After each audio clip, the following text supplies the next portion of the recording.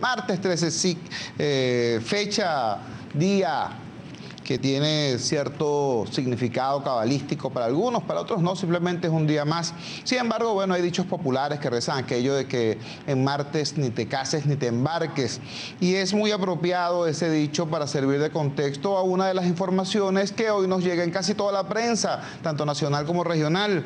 El ciudadano Nicolás Maduro Moros, presidente proclamado por el Consejo Nacional Electoral, anuncia que va a librar o va a intensificar lo que él denomina su cruzada contra la corrupción. Y en ese sentido también anunció que podría solicitar poderes especiales a la Asamblea Nacional, es decir, una suerte de ley habilitante. Yo quisiera compartir con ustedes, sobre todo con los más jóvenes, la relación que hay entre corrupción y poderes especiales.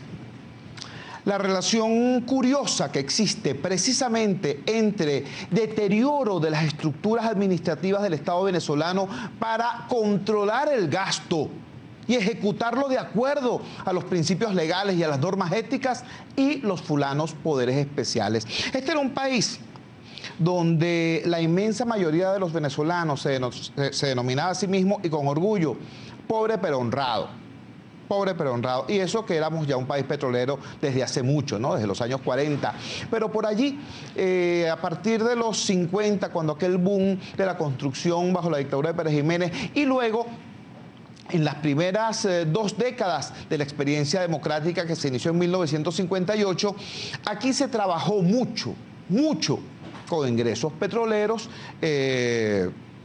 digamos, manejables, ¿no? En cuanto a su volumen, en cuanto a su cuantía, con criterio quizá de abundancia en algunos casos, pero no de despilfarro, ¿no? Y así la naciente democracia venezolana, por ejemplo, masificó la educación básica, masificó la educación universitaria, construyó un conjunto de infraestructuras muy importantes, inició la construcción de, por ejemplo, Guri, Ciudad Guayana, toda esa realidad que en el sur de Venezuela se anunciaba, nada más y nada menos como el sueño de una Venezuela industrial postpetrolera. Todo eso se hizo, repito, en las primeras 2 décadas, década y media, de la experiencia democrática venezolana. Ocurrió que a principios de los años 70 hubo un conflicto en el Oriente Medio. Ese conflicto bélico determinó a su vez un alza importante en los precios internacionales del petróleo y, bueno, llegó a Venezuela lo que algunos llamaron una súbita riqueza. Una inmensa cantidad de dinero, muy por encima de lo que este país está acostumbrado a administrar, a digerir. Bueno, ¿saben ustedes lo que hizo entonces el presidente de la República? Solicitó poderes especiales. Solicitó poderes especiales. Y según muchos, ahí fue donde empezó el deterioro ético del país, porque la riqueza no fue administrada con criterio de escasez, como fue prometido en aquella oportunidad. Era el gobierno de Pérez I. No. Desgraciadamente la riqueza fue administrada con escasez de criterio, que es otra cosa. ¿Se hicieron cosas buenas? ¿Cómo no? Claro que se hicieron cosas buenas. Entre otras, bueno, el impulso fenomenal que se le dio al Sistema Nacional de Orquestas Infantiles y Juveniles. Sí, ojo, el Sistema Nacional de Orquestas Infantiles y Juveniles no es un invento de hace unos añitos para acá, no, son décadas en que el Estado y la sociedad venezolana han estado trabajando en esa dirección y el Estado apoyando decididamente esto. Algún gobierno anterior a 1998 incluso nombró al maestro Abreu ministro de la Cultura, para que se sepa también, ¿no? Bueno, también se hicieron otras cosas muy importantes, el plan de becas Gran Mariscalía de Ayacucho, etcétera, etcétera. O sea, se hicieron cosas, claro que sí. Por cierto, también en ese gobierno se nacionalizó el petróleo y el hierro. Para que lo sepamos, ¿no? A ver si a alguien se le olvidó. Pero también pasaron cosas como estas, ¿no? Se pidieron poderes especiales para administrar aquella cosa.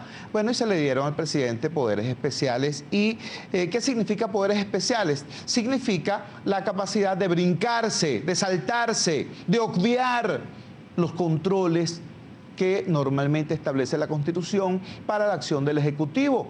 Eso es lo que significan los fulanos poderes especiales. Bueno, ahí empezó la cosa. Ahí empezó la cosa y luego también quedó como instalado aquel asunto de la solicitud de habilitantes para darle rienda suelta al Ejecutivo cuando disponía de un parlamento aquiescente. Ese es el origen, digamos, la conexión entre corrupción y poderes especiales. Por eso es que a nosotros, humildemente, como ciudadanos, nos parece un contrasentido hablar de poderes especiales para combatir la corrupción, cuando el mejor combate a la corrupción está precisamente en el cumplimiento de los controles, en el establecimiento, en el cumplimiento de las reglas que existen, porque ¿quién nos va a decir a nosotros los venezolanos que en Venezuela hay corrupción por falta de leyes? Por el amor de Dios.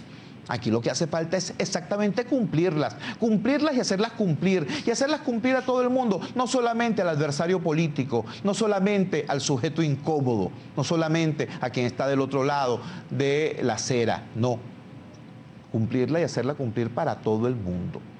Eso es lo que hace falta. Por eso, repito, hoy, martes, ni te cases ni te embarques, recibimos con cuidado esa información acerca de poderes especiales para combatir la corrupción. Repito, un contrasentido. Algo así como cuando nos hablan de una emergencia contra la corrupción. ¿Por qué es un contrasentido también eso? Porque precisamente al amparo de leyes de emergencia se han evaporado millones y millones y millones de bolívares, de dólares, ¿no? Sin que el fulano objeto, ¿no?, de esa inversión se ha logrado. Pero no se puede pedir cuentas, no se le puede pedir cuentas a nadie. ¿Por qué? Porque tales gastos se hicieron al amparo de leyes de emergencia que, entre otras cosas, le permiten al administrador obviar controles, hacer aquella antigüedad, aquello de modé, de hacer concursos, exigir cotizaciones para asignar contratos o adquirir bienes. Todo eso sencillamente se mete en el baúl de los recuerdos porque estamos en una emergencia. Entonces ahora nos hablan nada más y nada menos que de una emergencia anticorrupción. Por el amor de Dios. Recuerden, este país creció. La ciudadanía tiene más de 2 dedos de frente. La gente entiende lo que pasa y no consume simplemente propaganda.